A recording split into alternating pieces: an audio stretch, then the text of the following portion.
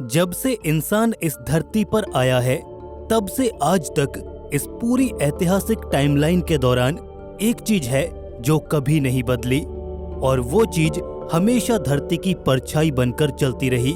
वो चीज है हमारा चांद, जिसे जानकर हम इंसानों ने अपनी दिनचर्या को निर्मित किया। यही वो चीज है जिसने अपनी ग्रेविटी से समुद्रों को जीवन दिया, उनमें लहरें पैदा की, अनेकों पक्षियों और स्पीसीज के लिए किसी कंपस का काम किया। पूरी मानव सभ्यता ने इसी आधार पर अपने कैलेंडर बनाए। अनेकों जानवर इसी को देखकर अपना पलायन करते हैं, शिकार पर निकलते हैं, और डंक बीटल जैसे जीव चांद को देखकर ही नेविगेट करते हैं। वो चांद ही था जिसकी वजह से पृथ्वी पर उन परिस्थितियों का निर्माण हुआ कि जीवन धरती पर फल फूल सके। कुछ थ्योरीज तो ये भी कहती हैं कि पृथ्वी पर जीवन की शुरुआत चांद की वजह से ही हो पाई थी। इसका ऑर्बिट पृथ्वी पर मौसम को कंट्रोल करता है, और आज भी यही मौसम पृथ्वी को डोमिनेट कर रहा है। यानी कहने का मतलब यह है कि धरती पर जीवन और मानव सभ्यता का अस्तित्व चांद के बदौलत ही संभव है। पर क्या ऐसा हमेशा के लिए रहेगा? क्योंकि चांद हमारी पृथ्वी से लगातार दूर जा रहा है और हम कुछ भी नहीं कर सकते। चांद हमारी अर्थ के अराउंड एक बेहद ही प्रिसाइज ऑर्बिट में घूमता है। ये अपनी एक्सिस पर एक चक्कर ठीक उतने ही समय में लगाता है जितने समय में ये पृथ्वी का एक ऑर्बिट पूरा करता है, और इसी वजह से हम चांद के सिर्फ एक हिस्से को ही देख पाते हैं। यानी कि मून हमारी अर्थ से टाइडली लॉक्ड है। अपोलो मिशंस के दौरान चांद पर हमने कई रेट्रो रिफ्लेक्टर्स छोड़े थे। जब वैज्ञानिकों ने उन पर लेजर्स को फायर किया और रिफ्लेक्टेड लेजर्स पर जब स्टडी की गई तो हमें पता चला कि चांद तो हमसे दूर होता जा रहा है, और इस प्रोसेस को ल्यूनर रिसेशन कहा जाता है। बढ़ती टेक्नोलॉजी के साथ वैज्ञानिकों ने एकदम प्रिसाइज और पिन पॉइंट एक्यूरेसी के साथ ये पता लगा लिया है कि ये कितनी तेजी से हमसे दूर होता जा रहा है। 3.8 सेंटीमीटर हर साल। जी हाँ, यही स्पीड है चांद की। फिलहाल ये स्पीड देखने में बहुत कम लग सकती है, लेकिन एक बड़े टाइम स्केल पर इसका असर बहुत बड़ा हो जाता है, और आप यकीन नहीं करेंगे कि चांद के दूर हो जाने में कहीं ना कहीं आप, मैं और हम सब भी जिम्मेदार हैं। तो आज के इस वीडियो में हम यही जानेंगे कि चांद हमसे दूर क्यों भाग रहा है, इसमें हमारी क्या भूमिका है और क्या हमें इससे कोई फर्क पड़ेगा। ज्वार भाटा, ये सब टाइड्स का खेल है जिसे अक्सर हम ज्वार भाटा कहते हैं। डेविड वेल्थम, जो कि जियोफिजिक्स के प्रोफेसर हैं, उन्होंने इस अर्थ मून रिलेशनशिप को गहराई से स्टडी किया है। तो चलिए आपको आसान भाषा में इस पूरी प्रोसेस को समझाते हैं। हमें पता है कि अर्थ अपनी एक्सिस पर रोटेट करती है और मून भी अर्थ को ऑर्बिट करता है। चांद अपनी ग्रेविटी से पृथ्वी के महासागरों को अपनी ओर खींचता है, जिससे समुद्रों में हाई और लो टाइड्स बनती हैं। दरअसल ये टाइड्स समुद्र में एक तरह का पानी का उभार होता है जो चांद की ग्रेविटी की वजह से पैदा होता है। अब ये उभार तो चांद की ग्रेविटी की वजह से बन जाता है, लेकिन धरती अपनी एक्सिस पर काफी ज्यादा स्पीड से घूमती है, और उस समुद्री उभार का बेस जो कि समुद्र की सतह पर है वो भी पृथ्वी के साथ ही घूमता है। तो वो उभार हमेशा पृथ्वी की स्पीड की वजह से चांद से आगे ही रहता है, और चांद उस टाइड को पीछे से अपनी ओर खींचने का प्रयास करता है। इसी वजह से धरती की सरफेस और ओशंस के पानी में एक जबरदस्त फ्रिक्शन देखने को मिलता है, और धरती की कुछ रोटेशनल एनर्जी इसमें खत्म हो जाती है। धरती अपनी एक्सिस पर धीमी हो जाती है और चांद को इससे एनर्जी गेन होती है। क्योंकि पूरे सिस्टम का मोमेंटम कंजर्व रहना चाहिए, इसीलिए चांद अपनी ऑर्बिट में थोड़ा दूर खिसक जाता है, और इस तरह से चांद हमसे दूर चला जाता है। तो यह है पूरी प्रोसेस जिसकी वजह से चांद हमसे दूर जाता जा रहा है। लेकिन ये पूरी प्रोसेस सिर्फ यहीं पर खत्म नहीं होती। इसका दूसरा पहलू और भी ज्यादा हैरान करने वाला है। जैसा कि हमने देखा कि चांद तो दूर जा ही रहा है, पर धरती भी अपनी एक्सिस पर धीमी गति से घूम रही है, जिसका मतलब ये हुआ कि धरती पर दिन की लंबाई लगातार बढ़ती जा रही है। वैज्ञानिकों के अनुसार 1600 के बाद से हमारी धरती पर दिन की लंबाई हर सदी 1.09 मिलीसेकंड तक बढ़ जाती है। कुछ और एस्टिमेट्स ये कहते हैं कि ये आंकड़ा 1.78 मिली सेकेंड्स पर सेंचुरी है, यानी कि हर एक सदी में दिन 1.78 मिली सेकेंड बड़ा होता जा रहा है। अगेन ये टाइम आपको बहुत कम लगेगा, लेकिन अगर आप इसे एक बड़े टाइम स्केल पर देखेंगे तो आपको तस्वीर एकदम साफ दिखाई देगी। हमारी धरती का जन्म करीब 4.5 अरब साल पहले हुआ था। अनुमान के मुताबिक सौरमंडल के बनने के करीब 50 मिलियन साल बाद पृथ्वी को हमारा चांद मिला, एक भयानक टकराव के बाद। मंगल ग्रह के आकार का थिया नाम का एक ग्रह पृथ्वी से आकर टकरा जाता है, जिससे हमारे चांद का निर्माण होता है। और जियोलॉजिकल एविडेंसेस ये बात साफ करते हैं कि धरती पर और चांद पर एक ही जैसी चट्टानें पाई गई हैं, जिससे ये पता चलता है कि इतिहास में धरती और चांद बहुत पास थे। आज की अगर बात करें तो चांद हमसे 3,84,400 किलोमीटर दूर है, लेकिन स्टडीज से हमें ये पता चला है कि 3.2 अरब साल पहले जब धरती पर टेक्टोनिक प्लेट्स ने चलना शुरू ही किया था, तब चांद धरती से सिर्फ 2,70,000 किलोमीटर दूर था, आज की दूरी का करीब 70%। वहीं दूसरी ओर जहां आज धरती पर एक दिन 24 घंटों का होता है, लेकिन उस समय उन 24 घंटों में 2 बार सनसेट और सनराइज होता था। उस समय दिन और रात इतनी जल्दी होते थे कि दिन और रात का तापमान लगभग एक ही जैसा होता था। सूरज के ढलने के बाद एनवायरनमेंट और जमीन को अपना तापमान कम करने का मौका ही नहीं मिल पाता था कि दोबारा से दिन हो जाता। और वैज्ञानिक मानते हैं कि इसी चीज ने धरती पर फोटोसिंथेटिक ऑर्गेनिजम्स की बायोकेमिस्ट्री पर एक गहरा असर डाला था। स्टडीज के दौरान एक और हैरान करने वाली बात ये सामने आई कि ल्यूनर रिसेशन की speed through out the history एक जैसी नहीं रही, यानी कि कभी तो चांद धीमे से दूर गया और कभी बहुत तेजी से। करीब 550 से 625 मिलियन साल के पीरियड के दौरान चांद हमसे हर साल 7 सेंटीमीटर दूर जाता रहा। खैर अभी ये स्पीड 3.8 सेंटीमीटर के करीब है। थ्रू आउट द हिस्ट्री ऐसा ही होता आया है और इन फ्यूचर भी ऐसा ही होगा। दरअसल अभी हम जिस पीरियड में हैं उसमें rate of recession unusually high है, क्योंकि आज की स्पीड से अगर चांद पृथ्वी से दूर जा रहा होता तो उसके बनने के बाद से आज तक का डिस्टेंस ये महज 1.5 अरब साल में ही पूरा कर लेता। लेकिन हमें पता है कि चांद 4.5 अरब साल से है, जिससे ये पता चलता है कि इतिहास में ये स्पीड बहुत कम रही होगी। लेकिन इसकी स्पीड के कम ज्यादा होने के पीछे की वजह क्या है? The Atlantic ocean. वैज्ञानिक मानते हैं कि आज के समय धरती पर टाइडल ड्रैग 3 गुना बढ़ चुका है। पहले ये इतना ज्यादा कभी नहीं हुआ था और इसका सीधा कारण है the size of Atlantic ocean. Studies में ये पता चला है कि धरती पर महाद्वीपों की कॉन्फ़िगरेशन कुछ इस प्रकार है कि नॉर्थ अटलांटिक ओशियन का बेसिन एकदम सही प्रोपोर्शन में है कि वो एक रेजोनेंस इफेक्ट जनरेट कर पाए। इस ओशन में मौजूद पानी उसी रेट से आगे पीछे जाता है जिस रेट से यहाँ पर टाइड्स बनती हैं, और इसी से एक रेजोनेंस इफेक्ट जनरेट होता है। नॉर्मल टाइड के बजाय बड़ी टाइड्स बनने लगती हैं। बड़ी टाइड्स मतलब ज्यादा ड्रैग। इससे पृथ्वी तेजी से स्लो होगी और इसका असर ये होगा कि चांद तेजी से पीछे जाएगा। अगर नॉर्थ अटलांटिक ओशन थोड़ा ज्यादा बड़ा या थोड़ा छोटा होता तो हमें ये अनयूजुअल स्पीड न देखने को मिलती। अगर आप कुछ मिलियन साल पहले टाइडल स्ट्रेंथ देखेंगे तो वो इतनी नहीं थी, क्योंकि उस समय कॉन्टिनेंट्स की पोजीशन कुछ और थी। ये चीज भी एक टाइम पीरियड के बाद रिपीट होती है।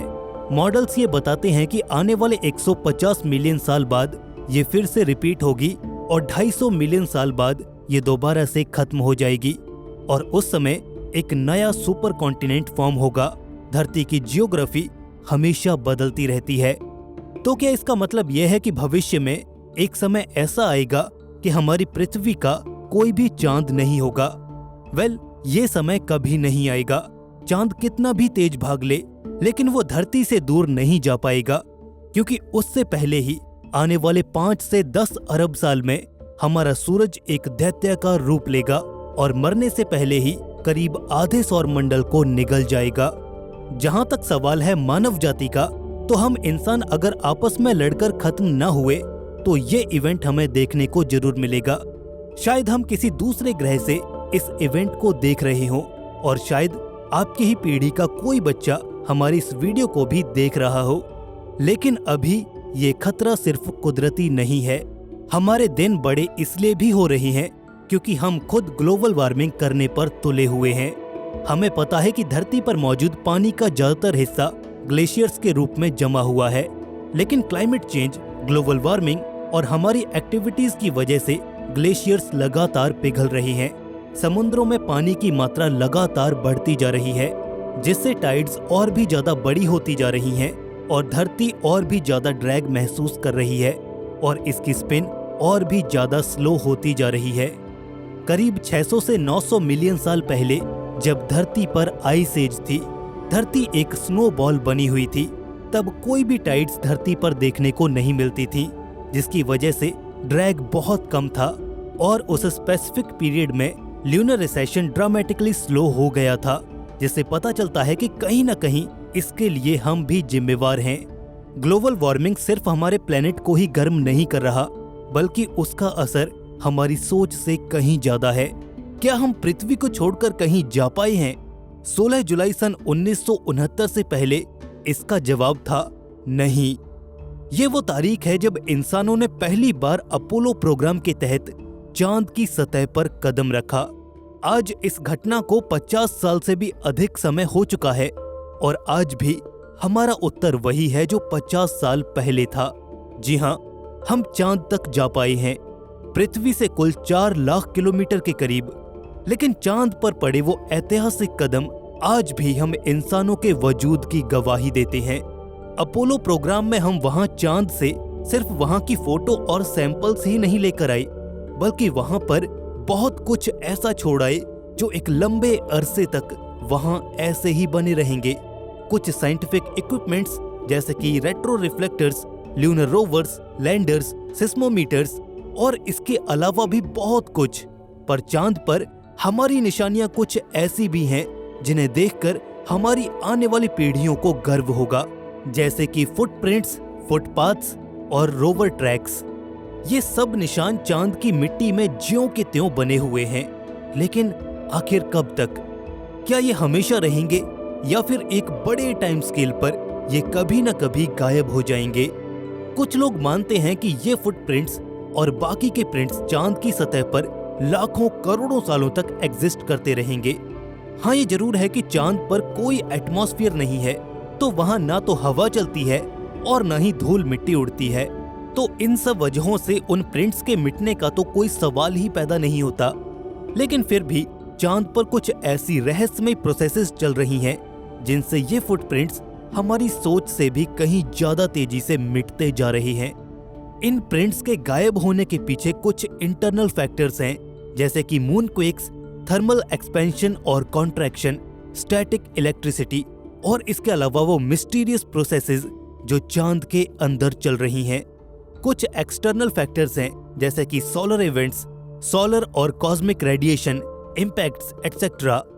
हम ये तो जानते हैं कि ये प्रिंट्स चांद पर हमेशा के लिए नहीं रहेंगे और ये चांद पर कितने लंबे समय तक टिके रहेंगे ये डिपेंड करेगा उन बताए गए फैक्टर्स पर कि वो फैक्टर्स किस तरह से इन प्रिंट्स को अफेक्ट कर रहे हैं, वो कितनी देर में रिपीट हो रहे हैं और ये मून की उन लोकेशंस के आसपास के एनवायरनमेंट पर क्या असर डाल रहे हैं।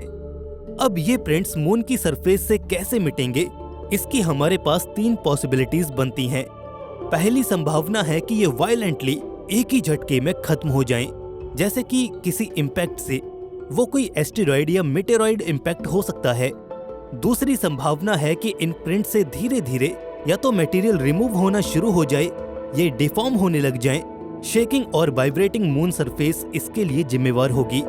इनसे पार्टिकल रिमूव होंगे और प्रिंट्स इरेज होने लग जाएंगे। तीसरी और आखिरी संभावना है कि ये प्रिंट्स पार्टिकल्स और अन्य चीजों की लेयर के नीचे दबकर खत्म हो जाएं। ऐसा एटमॉस्फेरिक पार्टिकल्स और प्रेसिपिटेशन की वजह से हो सकता है। चांद हमारी धरती से भले ही बहुत दूर हो, लेकिन इसका मतलब ये नहीं कि ये उन सभी खतरों से बच पाया है जो आमतौर पर हमारी पृथ्वी के लिए आते हैं। ये स्पेस है, ये किसी पर भी दया नहीं करता। चांद पर भी वो सभी खतरे मौजूद हैं जो हमारे सोलर सिस्टम में किसी भी दूसरे प्लेनेट पर आ सकते हैं। हमारे सोलर सिस्टम से ट्रेवल करते छोटे छोटे डस्ट ग्रेन पार्टिकल्स, बड़ी बड़ी बॉडीज जैसे कि एस्टेरॉइड्स और कॉमेट्स, कॉस्मिक रे पार्टिकल्स और रेडिएशन, चांद पर ये सब मिलेगा। चांद की डार्क साइड को देखकर कोई भी समझ सकता है कि सौरमंडल के शुरुआती दौर में चांद किस तरह की परिस्थितियों से होकर गुजरा है। चांद पर बने छोटे से छोटे और बड़े से बड़े क्रेटर ये सब कुछ बयां करते हैं। इन्हीं डार्क रीजन्स में लावा फ्लो और छोटे छोटे नए क्रेटर्स को स्टडी करके वैज्ञानिकों ने ये पता लगाया कि ये इम्पैक्ट्स समय के साथ साथ कम होते गए और इसीलिए बड़े आकार के नए इम्पैक्ट क्रेटर्स हमें चांद पर देखने को आज नहीं मिलते। हालांकि इस बात से तो एक बहुत बड़ी राहत है। वहीं अगर धरती की बात करें तो रोजाना एस्टेरॉइड्स और मेटेओर के गिरने से करीब 33 मेट्रिक टन मटेरियल धरती पर रोज गिरता है। हालांकि ये एक लंबे टाइम स्केल के डेटा से निकाला गया एवरेज है, पर धरती के मुकाबले चांद का साइज बहुत छोटा है और ऐसी ऑब्जेक्ट्स के लिए मून एक छोटा टारगेट है। आप रफली ये अज्यूम कर सकते हैं कि जितना मटेरियल धरती पर गिरता है तो उसका सिर्फ 7.5% ही चांद को हिट करता होगा और ये आंकड़ा करीब करीब 2460 किलोग्राम रोज का होता है। अब ये जो फास्ट मूविंग मटेरियल है उसकी स्पीड 2 से 7 किलोमीटर पर सेकंड तक हो सकती है, जो टकराने पर इतनी ज्यादा काइनेटिक एनर्जी रिलीज करेगा जिसकी हम कल्पना भी नहीं कर सकते। एग्जाम्पल के लिए अगर 5 किलोग्राम का कोई मेटेओर अगर चांद से टकराता है तो चांद पर करीब 30 फीट गहरा एक क्रेटर बन जाएगा और 75,000 किलो जितना मटेरियल उस गड्ढे यानी कि क्रेटर से रिमूव होगा। अब हमें पता है कि जितना मटेरियल चांद से टकराता है और उसका चांद पर क्या असर पड़ता है, लेकिन यहाँ पर देखने वाली बात यह है कि चांद का total surface area 38 million square kilometres है, धरती के पूरे एशिया कॉन्टिनेंट के बराबर। और ये जो 2460 किलोग्राम का मटेरियल गिरने वाला है ये 38 मिलियन स्क्वायर किलोमीटर्स पर रैंडमली डिस्ट्रीब्यूट होगा और मोस्टली इसमें छोटे छोटे पार्टिकल्स ही होते हैं जिनका मास एवरेज 0.0001 ग्राम तक ही होता है। तो कैलकुलेशंस के हिसाब से ये पार्टिकल्स चांद पर 1 सेंटीमीटर डीप फुटप्रिंट्स को मिटाने में 4 मिलियन से लेकर 100 मिलियन साल तक का समय लेंगे, जो कि ह्यूमन टाइम स्केल पर बहुत ही ज्यादा है। इसके अलावा सोलर विंड्स, सोलर फ्लेयर्स और कोरोनल मास इजेक्शन से निकलने वाले सोलर पार्टिकल्स भी चांद की सतह से टकराते हैं और ल्यूनर सॉइल के पार्टिकल्स को रीअरेंज कर देते हैं। इसके अलावा गामा रेज और रेडियो वेव्स जो कि कॉस्मिक बैकग्राउंड रेडिएशन की शक्ल में हर जगह पर मौजूद होते हैं, कॉस्मिक पार्टिकल्स जैसे कि कॉस्मिक रेज भी चांद तक अपना रास्ता बना लेती हैं। ये सारी चीजें उन फुटप्रिंट्स के गायब होने की प्रोसेस में किसी कैटालिस्ट का काम करती हैं। हमारा चांद बहुत से वॉलेटाइल एलिमेंट्स और कंपाउंड से भरा पड़ा है। ल्यूनर सॉइल में हाइड्रोजन, मीथेन, अमोनिया और इसके अलावा भी बहुत कुछ है। जब स्पेस से आने वाले ये पार्टिकल्स बहुत तेजी से चांद की सरफेस को हिट करते हैं तो वो सारी एनर्जी इन एलिमेंट्स में ट्रांसफर हो जाती है, जिससे ये एक्साइट होकर स्पेस में उड़ जाते हैं और कभी कभी चांद की ग्रेविटी को छोड़कर स्पेस में भी चले जाते हैं। चांद की ऊपरी सतह में oxygen, sodium, magnesium, aluminium, silicon, calcium, titanium और आयरन तक पाया जाता है। जब इन इम्पैक्ट से मिलने वाली एनर्जी और सनलाइट इन पर पड़ती है, जैसे कि सोडियम पर, तो ये बहुत जल्दी अपना इलेक्ट्रॉन रिलीज करके आयोनाइज हो जाता है और आयोनाइज्ड पार्टिकल्स को सोलर विंड्स बड़ी ही आसानी से उड़ाकर ले जाती हैं। तो ये सारी चीजें चांद पर हमेशा से चलती आई हैं और हमेशा ऐसे ही चलती रहेंगी। अगर इन सब प्रोसेसेस का कंक्लूजन निकाला जाए तो चांद हर पल अपना एटमॉस्फेयर खोता जा रहा है, जो वाकई एक सैड पार्ट ऑफ रियलिटी है। हम वैसे तो कह देते हैं कि चांद पर कोई भी एटमॉस्फेयर नहीं है, और है भी तो वो बहुत कम, लेकिन कितना कम चलिए जानते हैं। धरती की अगर बात करें तो सी लेवल पर एटमॉस्फेयर में करीब 10⁻19 मॉलिक्यूल्स पर क्यूबिक सेंटीमीटर में पाए जाते हैं, लेकिन वहीं चांद पर हर क्यूबिक सेंटीमीटर में सिर्फ 10 लाख मॉलिक्यूल्स ही मौजूद होते हैं और इनमें से ज्यादातर नोबल गैसेज ही होती हैं, जो मोस्ट ऑफ द टाइम एक ही जगह पर टिकी रहती हैं, क्योंकि नोबल गैसेज ज्यादा रिएक्ट नहीं करती। जब चांद पर कोई मेटेओर शावर होती है तो जैसे ही वो मेटेओर के पार्टिकल्स चांद की सतह से टकराते हैं तो चांद की सतह से कुछ डस्ट पार्टिकल्स उड़कर एटमॉस्फेयर में चले जाते हैं, जिसकी वजह से यहाँ की एटमॉस्फेरिक डेंसिटी हल्की सी बढ़ जाती है। और फिर जब ये धूल दोबारा से सरफेस पर बैठती है तो फुटप्रिंट्स के डिग्रेड होने की प्रोसेस 2 गुना ज्यादा तेज हो जाती है। ह्यूमन एक्टिविटीज जैसे कि लैंडर्स, रोवर्स, लॉन्चिंग और landing, including natural activities like meteor shower in footprints, footpaths और रोवर ट्रैक्स को कुछ 10 लाख साल या कुछ लाख साल, इवन कुछ हजार सालों में भी मिटा सकती है। तो इम्पैक्ट से ज्यादा कंसर्निंग यहाँ पर सेटलिंग डाउन पार्टिकल्स हैं, जो इन प्रिंट्स को ऊपर की एक लेयर से ढक देंगे और ये बहुत जल्दी मिट जाएंगे।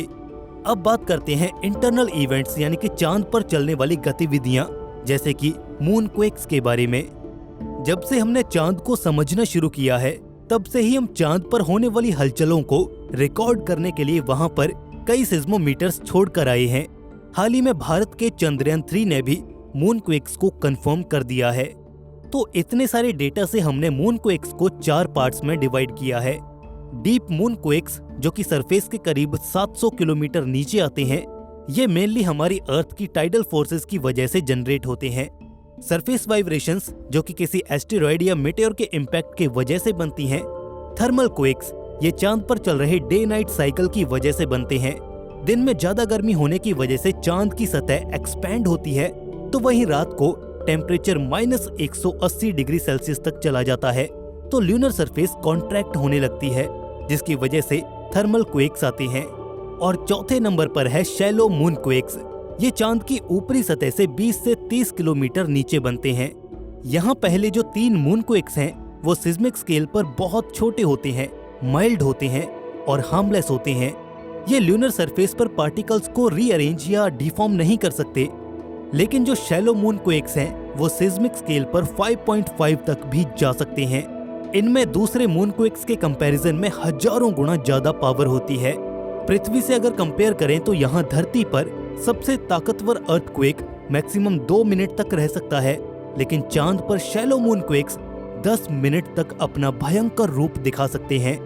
एक भी ऐसा मून क्वेक उन प्रिंट्स के नीचे के इलाकों में अगर आ जाता है तो वो करोड़ों, लाखों और हजारों सालों का टाइम स्केल धरा का धरा रह जाएगा, क्योंकि यहाँ सिर्फ कुछ मिनट्स में सारा खेल खत्म हो जाएगा। बिल्कुल ऐसा लगेगा मानो इंसानों ने कभी चांद पर कदम रखा ही नहीं था। अपोलो सिस्मिक नेटवर्क ने 8 सालों की अपनी लाइफ में चांद पर करीब 28 हाई मैग्नीट्यूड मून क्वेक्स को स्टडी किया था। उस डेटा से हाल ही में की गई स्टडी से एक बात तो साफ है कि चांद अपने अंदर ही खुद बहुत एक्टिव है, और इसी वजह से पिछले कुछ 100 मिलियन सालों में चांद 50 मीटर तक सिकुड़ गया है। जैसे जैसे इसकी कोर और इंटीरियर ठंडा पड़ता जा रहा है, ये उतना ही सिकुड़ता भी जा रहा है। अपोलो 17 साइट पर जो large magnitude moon quake record किया गया था, उसका सेंटर करीब 13 किलोमीटर दूर था, लेकिन फिर भी फुटप्रिंट्स, एस्ट्रोनॉट्स के फुटपाथ और ल्यूनर व्हीकल के ट्रैक्स को कुछ भी नहीं हुआ। इससे एक कंक्लूजन तो ये निकलता है कि अगर मून क्वेक्स की वजह से ये फुटप्रिंट्स अगर इरेज हुए तो उस मून क्वेक के एपिसेंटर को लैंडिंग साइट के एकदम नीचे होना होगा, जो कि बहुत ही रेयर इवेंट होगा। तो हम ये कह सकते हैं कि मानव सभ्यता के कदमों के निशान चांद पर लाखों करोड़ों सालों तक रह सकते हैं। सिर्फ कुछ रेयर केसेस में ही अगर डायरेक्ट उनके ऊपर कोई एस्टेरॉयड या कोई भी इम्पैक्ट होता है, और या फिर उस जगह के बिल्कुल नीचे कोई बहुत बड़ा मून क्वेक आता है, सिर्फ उसी केस में ये प्रिंट्स इरेज हो सकते हैं। और ऐसे रेयर इवेंट्स होने की संभावना भी करोड़ों अरबों में सिर्फ एक है। Human activities obviously moon surface को जल्दी डिग्रेड करेंगी, पर अगर इंसान चांद पर पहुंचते हैं तो वो इन धरोहरों को सहेजने का प्रयास जरूर करेंगे। स्पेस एक्सप्लोरेशन हमेशा से मानव सभ्यता की सीमाओं को परखता आया है। जैसे ही नासा अपने आर्टेमिस प्रोग्राम के तहत अंतरिक्ष यात्रियों को चांद पर उतारने की तैयारी कर रहा है, लेकिन इसके साथ ही चांद पर जो खतरे मौजूद हैं वो इस मिशन के साथ ही हमारे लिए एक रियलिटी बन जाएंगे। कल्पना कीजिए कि एक अंतरिक्ष यात्री चांद के साउथ पोल के पास एक बीहड़ इलाके में किसी एक्सपेडिशन पर गया है, लेकिन तभी एक बहुत बड़ी घटना हो जाती है। वो अंतरिक्ष यात्री मून के साउथ पोल पर मौजूद किसी क्रेटर की गहराइयों में चला जाता है, जो हमेशा अंधेरे से ढका रहता है, जहां कभी कोई रेडियो सिग्नल नहीं पहुंच पाता और वहां का तापमान -173 डिग्री सेल्सियस से भी नीचे चला जाता है। इस घटना के बाद से उस एक्सपेडिशन और एस्ट्रोनॉट से हर तरह का कम्युनिकेशन खत्म हो जाता है। -173 डिग्री सेल्सियस से भी कम तापमान में और लिमिटेड ऑक्सीजन के साथ वो एस्ट्रोनॉट अब जिंदगी और मौत के बीच जंग लड़ रहा है। चांद पर दूर दराज मौजूद एक बहुत ही खतरनाक इलाका, जहां दूर दूर तक कुछ दिखाई नहीं देता, न कोई जीपीएस, न कोई रेडियो कनेक्शन। इसके अलावा सबसे खतरनाक बात तो ये है कि वहां पर वो हेल्प के लिए ना तो आसपास से किसी को बुला सकता है और ना ही चिल्ला सकता है, क्योंकि वहां उसे सुनने वाला कोई नहीं होगा। हालांकि एस्ट्रोनॉट्स इस तरह की सिचुएशन से डील करने में माहिर होते हैं। उन्हें इस तरह की परिस्थितियों से डील करने की ही ट्रेनिंग मिली होती है, लेकिन चांद पर जो परिस्थितियां हैं वो कहीं और नहीं पाई जाती। जहां ब्लैकआउट्स होना एक आम बात है, वहां का इलाका पूरी तरह से गहरे गड्ढों, क्रेटर्स और बड़ी बड़ी चट्टानों से भरा पड़ा है, जो उस एस्ट्रोनॉट के लिए किए जाने वाले किसी भी रेस्क्यू ऑपरेशन को बहुत ही चैलेंजिंग बना देता है। जहां धरती पर हम किसी भी रेस्क्यू ऑपरेशन को घंटों में ही ऑर्गेनाइज कर सकते हैं, लेकिन चांद पर ऐसा कोई भी रेस्क्यू ऑपरेशन कहीं ज्यादा समय लेने वाला है। हर एक सेकंड हमें एक नया खतरा मिलेगा। स्पेस के उस हार्श एनवायरनमेंट में, चांद के उस वैक्यूम में कोई भी इक्विपमेंट माल फंक्शन कर सकता है। नेविगेशन सिस्टम हमें एरर दे सकते हैं और ये सारे इंस्ट्रूमेंट फेलियर्स मून बेस पर रहने वालों और एस्ट्रोनॉट्स के लिए जानलेवा साबित हो सकते हैं। तो इन सभी समस्याओं से निपटने के लिए यहाँ पर नया ल्यूनर डिस्ट्रेस सिस्टम काम आने वाला है। यूनिसा यानी कि यूनिवर्सिटी ऑफ साउथ अफ्रीका से रिसर्चर्स की एक टीम ने इसे डेवलप किया है। ये सिस्टम चांद पर जाने वाले एस्ट्रोनॉट्स के लिए एक वरदान साबित हो सकता है। ये चांद के हार्श और यूनिक कंडीशंस को देखते हुए ही बनाया गया है। ये सिस्टम इंश्योर करता है कि चांद पर हमारे एस्ट्रोनॉट्स चाहे किसी भी हालात में हो, किसी भी रिमोट एरिया में काम कर रहे हो, वो एक डिस्ट्रेस सिग्नल अपने बेस तक पहुंचा पाएं, जहां उनकी हेल्प करने के लिए कोई तो मौजूद होगा। और ये ग्राउंड ब्रेकिंग टेक्नोलॉजी आने वाले समय में बहुत सी जिंदगियां बचा सकती है। ये टेक्नोलॉजी आने वाले समय में स्पेस एक्सप्लोरेशन का भविष्य होने वाली है, क्योंकि ये सिर्फ चांद तक ही सीमित नहीं है। इस टेक्नोलॉजी को आगे हर जगह पर यूज किया जाएगा। तो आज की इस वीडियो में हम ल्यूनर एक्सप्लोरेशन के कुछ ऐसे अनजान खतरों को एक्सप्लोर करेंगे जो वाकई नासा को सोचने पर मजबूर करते हैं, और कैसे हमारी धरती से बाहर चांद पर रेस्क्यू सिस्टम काम करेगा और ये धरती पर हमें किस तरह से हेल्प कर सकता है। तो अपनी कुर्सी की पेटियां बांध लीजिए, क्योंकि ये रोमांचक सफर अब शुरू होने वाला है। Dangers of lunar exploration. Moon को एक्सप्लोर करना, इसे कॉलोनाइज करना सुनने में काफी फ्यूचरिस्टिक, साइंस फिक्शनल और काफी ज्यादा एक्साइटिंग लगता है, लेकिन ये उन सबसे खतरनाक एनवायरनमेंट्स में से एक है जहां इंसान कभी रहने के लिए जाना चाहेगा। चांद पर कोई वातावरण नहीं है। इसका सीधा सा मतलब है कि वहां सांस लेने के लिए ना तो हवा है, ना वहां मौसम है, और ना ही कोई ऐसी प्रोटेक्शन है जो वहां सूरज और स्पेस से आ रहे जानलेवा रेडिएशन से हमें बचा सके। चांद पर दिन के समय वहां की सरफेस का टेम्परेचर 127 डिग्री सेल्सियस तक पहुंच जाता है, और वहीं रात को यही टेम्परेचर गिरकर -173 डिग्री सेल्सियस से भी नीचे चला जाता है। और ऐसे में जहां तापमान में इतना ज्यादा शिफ्ट देखने को मिलता हो, वहां किसी भी शेल्टर के बिना कोई प्रॉपर इक्विपमेंट के ये शिफ्ट इंसानों को मिनटों में ही खत्म कर सकता है। चांद का साउथ पोल, जहां नासा अपने फ्यूचर मिशंस भेजने की तैयारी कर रहा है, वहां पर तो खतरा और भी ज्यादा है। वो इलाका परमानेंट डार्कनेस में डूबे क्रेटर से भरा पड़ा है, जो मीलों चौड़े हैं। इन अंधेरे इलाकों में कभी सूरज की रोशनी नहीं पहुंच पाती, जिससे कि इनमें से कुछ क्रेटर्स इतने ज्यादा ठंडे हैं कि वो हमारे सोलर सिस्टम के one of the coldest places में से एक हैं। और इन इलाकों में अगर एस्ट्रोनॉट्स किसी एक्सपेडिशन पर जाते हैं तो उन्हें पूरी तरह से अपने इक्विपमेंट्स के भरोसे ही रहना होगा, और अगर यहाँ पर थोड़ी सी भी गड़बड़ होती है तो उसके परिणाम जानलेवा हो सकते हैं। एक और सबसे बड़ा खतरा कम्युनिकेशन में आ जाता है। रेडियो सिग्नल्स मून के बीहड़ इलाकों में ऊबड़ खाबड़ सतह होने की वजह से चांद को पूरी तरह से कवर नहीं कर पाते। अगर कोई एस्ट्रोनॉट गहरे क्रेटर में चला जाता है या फिर ऐसे इलाके के बीच में फंस जाता है जहां रेडियो सिग्नल्स नहीं पहुंच पा रहे हैं, तो वो मिशन कंट्रोल या फिर आसपास के कॉलोनाइज्ड इलाकों से संपर्क नहीं कर पाएगा। चांद का वो हार्श एनवायरनमेंट और वो अकेलापन कुछ ऐसा होगा कि उसके लिए मदद बुला पाना इम्पॉसिबल हो जाएगा। ऐसी सर्वाइवल सिचुएशंस में समय ही सब कुछ होगा। हर एक सेकंड बिना कम्युनिकेशन के उनकी जिंदगी के बचने की संभावना को लगातार घटा रहा होगा। और इसके बाद कुछ मैकेनिकल रिस्क भी आ जाते हैं, जैसे कि स्पेस सूट, रोवर और लाइफ सपोर्ट सिस्टम। ये सभी चीजें चांद के हार्श एनवायरनमेंट में ऑपरेट करने के लिए ही डिजाइन की जाती हैं, लेकिन ये पूरी तरह से फुल प्रूफ नहीं होती। और अगर एक भी इक्विपमेंट फेलियर होता है, जैसे कि हेलमेट के वाइजर में कोई क्रैक आना या फिर ऑक्सीजन टैंक में माल फंक्शन होना या फिर आप कह सकते हैं कि रोवर का डेड हो जाना, एस्ट्रोनॉट्स को ऐसी हालात में लाकर खड़ा कर देगा जहां से बच निकलने का कोई रास्ता नहीं होगा और न ही उनके लिए वहां पर कोई बैकअप होगा। और स्पेस के उस वैक्यूम में किसी गेम की तरह कोई सेकंड चांस नहीं मिलेगा। अपोलो मिशंस के दौरान एस्ट्रोनॉट्स आने वाले इन खतरों से पूरी तरह से अवेयर थे, लेकिन वो मिशन सिर्फ कुछ दिनों के लिए थे। लेकिन नासा का आर्टेमिस मिशन, जिसमें एस्ट्रोनॉट्स को चांद पर कुछ हफ्तों और कुछ महीनों के लिए भी रहना पड़ सकता है, और जितना लंबे समय तक वो चांद पर रहेंगे, उनकी ऐसी किसी परिस्थिति में फंसने या उनके साथ कुछ गलत होने की संभावना उतनी ही ज्यादा बढ़ जाएगी। और यहाँ पर आकर एक रिलायबल रेस्क्यू और कम्युनिकेशन सिस्टम चांद पर बनाई जाने वाली उस कॉलोनी के लिए बहुत ज्यादा जरूरी हो जाता है। इसके बिना हम लंबे समय तक चांद को एक्सप्लोर करने के बारे में सोच भी नहीं सकते। कुछ ऐसे अनजान फैक्टर्स होते हैं जिन्हें हम अक्सर कंसिडर नहीं करते, और चांद पर भी कुछ ऐसे ही फैक्टर्स जरूर मौजूद होंगे जो हमारी प्लानिंग को किसी भी वक्त चौपट कर सकते हैं।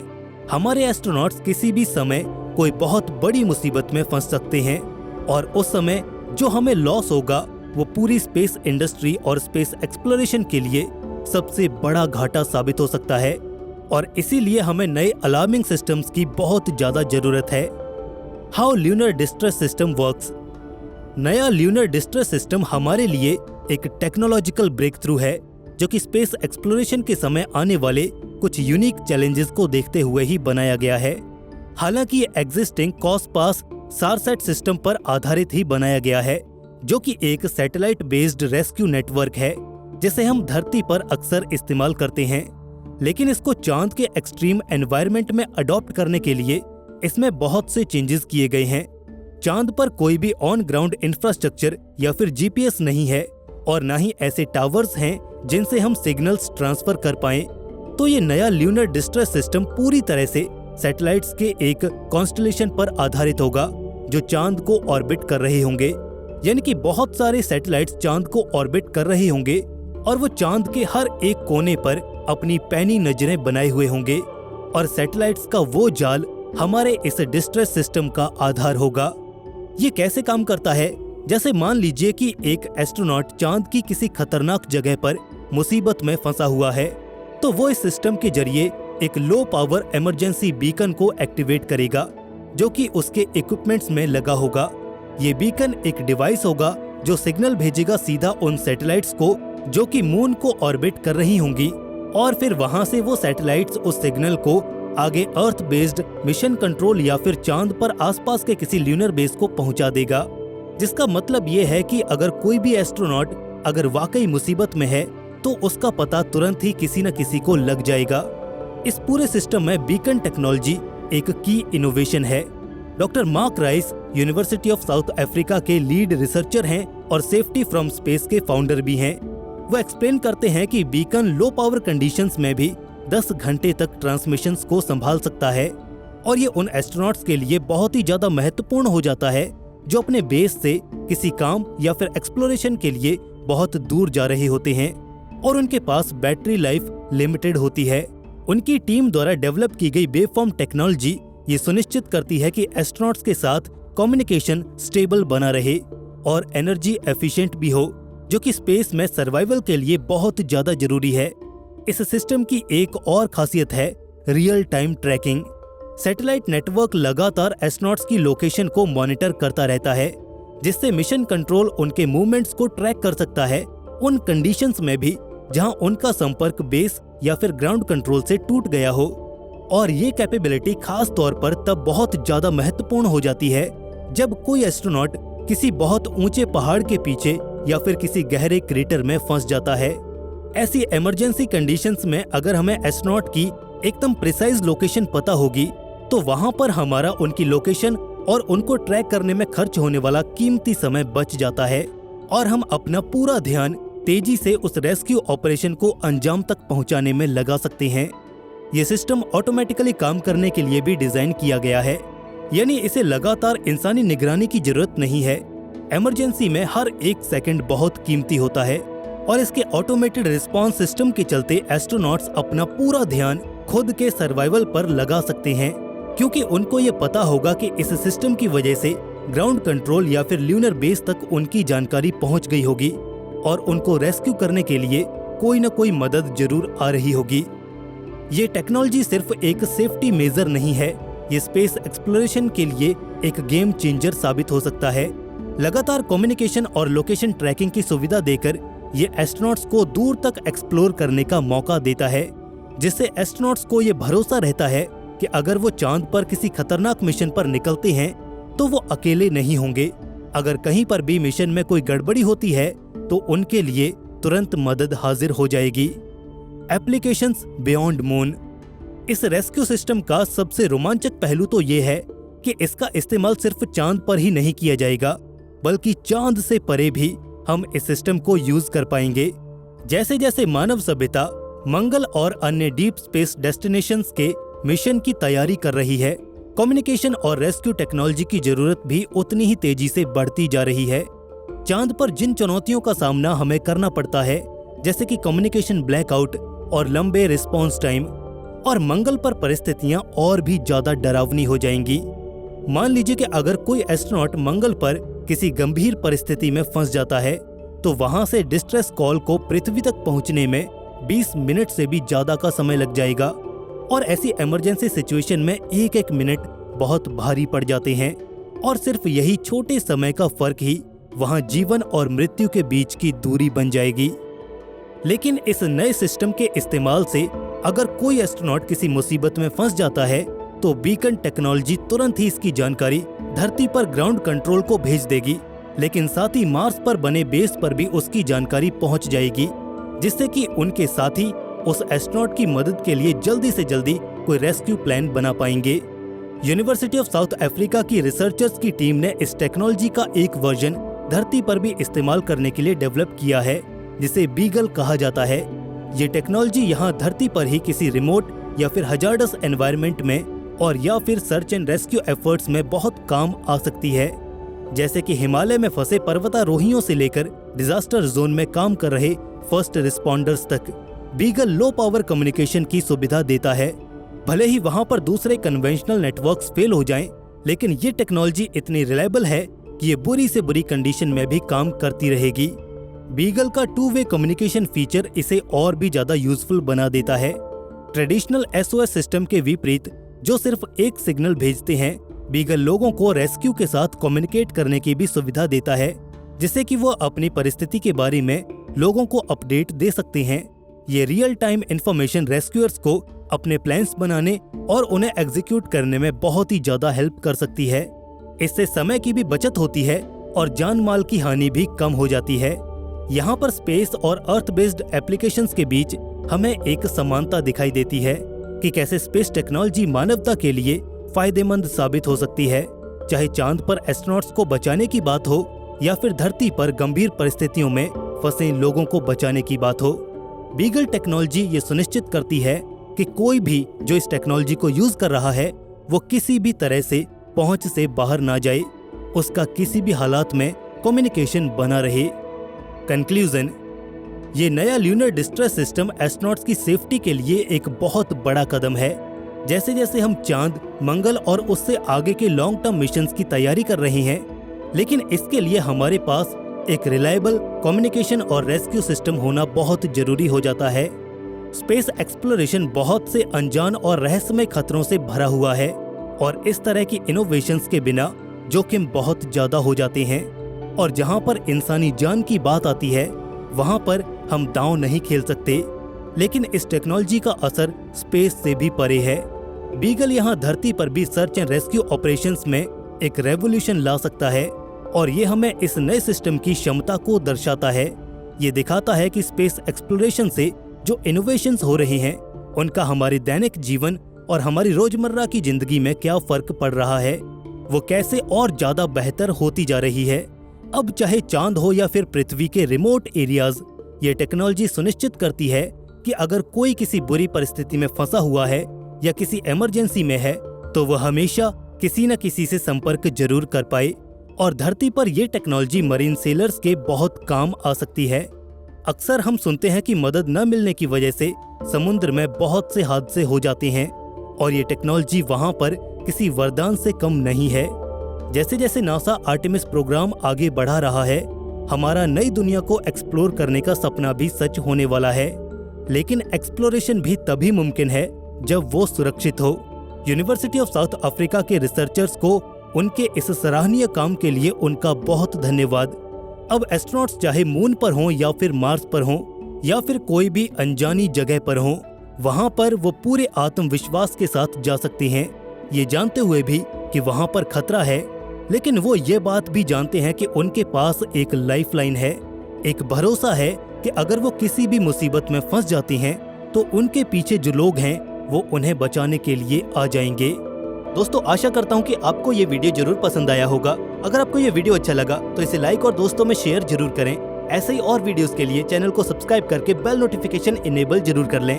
दोस्तों, हम मिलते हैं आपको ऐसे ही एक और नई इन्फॉर्मेटिव वीडियो के साथ। तब तक के लिए स्टे क्यूरियस, बी हैप्पी, नमस्कार।